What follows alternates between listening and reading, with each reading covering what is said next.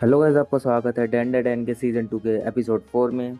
तो चलिए guys, episode को स्टार्ट करते हैं। अब तक आपने देखा कि मोमो ने सरपेंट गोड को मार दिया है और ज्वालामुखी फट चुका है।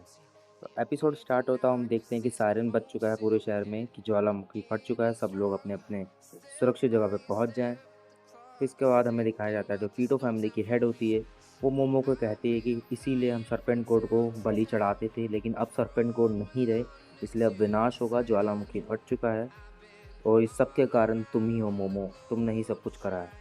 इसके बाद वो हेड बताती है कि हमारे गांव में एक पुरानी कहावत भी है, जब ड्रैगन आसमान की तरफ जाएगा तब ज्वालामुखी फट जाएगा। लेकिन मोमो यहाँ पे कुछ और ही सोच रही होती है। मोमो सोच रही होती है कि अगर ये डेथ फॉर्म सूरज की रोशनी में आ नहीं सकते तो ऐसी कहावत आखिरकार क्यों है यहाँ पर।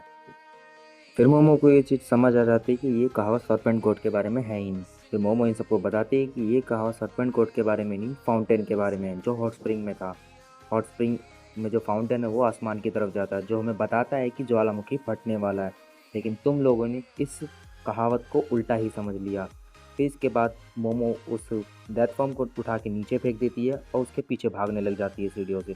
और कीटो फैमिली वाले भी उसके पीछे भागने लग जाते हैं। कीटो फैमिली वाले कहते हैं कि तुमने गलत करा हमारे सरपेंट कोड के साथ, जिसके कारण वो उसके पीछे बढ़ जाते हैं। इसके बाद मोमो उस डेथ फॉर्म को पूरा ही उठा के लेकर भागने लग जाती है और डेथ फॉर्म का बैक साइड उस फाउंटेन में लगा देती है।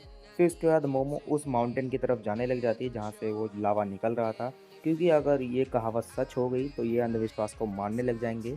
इसीलिए मुझे कैसे भी कैसे न करके रोकना होगा ये सब चीज़। फिर मोमो वहाँ पे उस जगह पहुँच जाती है और मोमो क्या करती है कि जहाँ पे इसका बैक साइड गाड़ा था डेथ फॉर्म का, और उसके आगे वाली साइड से उस फाउंटेन को निकालने लग जाती है, जिससे आग बुझने लग जाती है। और साथ में उसका चिपचिपा गम भी निकल रहा था उसके शरीर के अंदर से। फिर इसके बाद यहाँ पे कीटो फैमिली आ जाती है और कीटो फैमिली की हेड मोमो को एक जोरदार लात मारती है। फिर इसके बाद कीटो फैमिली की हेड कहती है कि हम तुम्हारी बलि देंगे महान ज्वालामुखी को, जिससे वो शांत हो जाएंगे। तभी मोमो कहती है कि अभी तो तुम्हारा गॉड सरपेंट गॉड था, अब तुम्हारा गॉड ज्वालामुखी कैसे बन गया, तुम इतनी जल्दी बदल गए। और ये सब लोग उसके ऊपर अटैक करने आ ही देते, तब यहाँ पे मांजीरो आ जाता है, वही गाइस जो मंदिर में था, जो यूट्यूबर बनना चाहता था।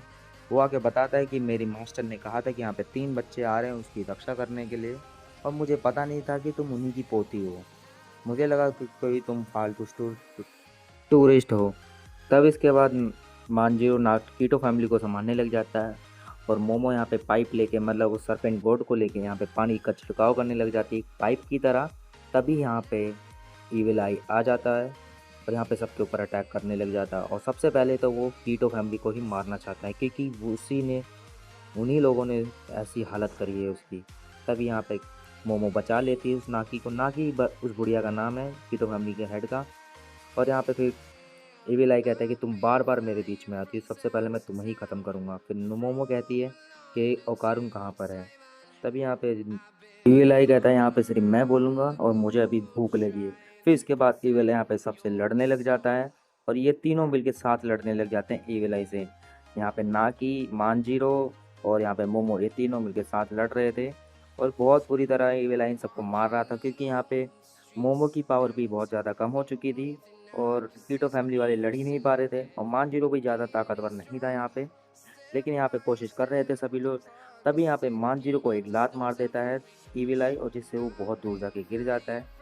फिर इसके बाद ईविल आई मोमो को एक बहुत जोरदार लात मारने ही वाला होता है, तभी यहाँ पे मेंटेस आ जाता है, वही केकड़ा जो बॉक्सर है, और वो यहाँ पे ईविल आई को दूर फेंक देता है। इसके बाद मोमो पूछती है कि तुम्हारे बेटे का क्या हुआ। तभी मेंटेस कहता है कि अभी ये ज़रूरी नहीं है।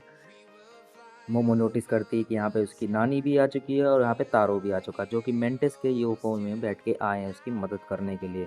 तब यहाँ पे सभी मिलकर इविल आई से लड़ने लग जाते हैं।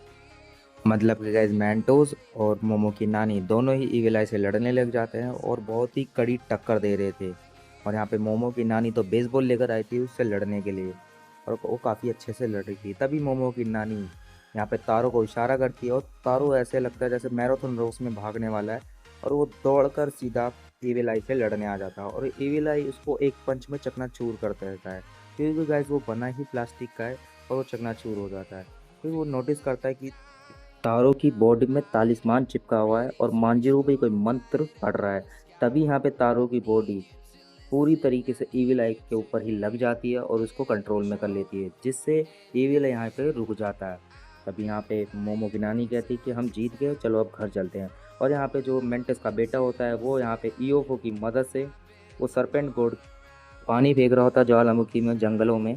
फिर इसके बाद यहाँ पे मोमो की नानी मांझे को गिलास लगाने लग जाती है, उसे डांटने लग जाती है कि तुमने अच्छे से ख्याल नहीं रखा। तब यहाँ पे मांझीरो कहता है इसमें मेरी क्या गलती, आपने बताया कि 3 बच्चे आने वाले, उसके बाद तो कुछ बताया नहीं, और आपको तो खुश होना चाहिए, मेरी तारीफ़ करना चाहिए कि मैंने मदद करी।